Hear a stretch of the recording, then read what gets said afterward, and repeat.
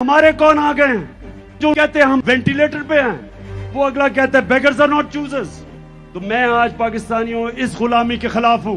मैं आज वाजे कर दूं कि मैं इस कौम को कभी किसी की गुलामी नहीं करने दूंगा। मैं अपनी कौम को इकट्ठा करूंगा। हम बहैसियत कौम मिलके अपने कर्जे उतारेंगे। हम बहैसियत कौम मिलके अपने पैर पे खड़े होंगे, मुश्किल वक्त गुजारेंगे। आजादी आसानी से नहीं मिलती।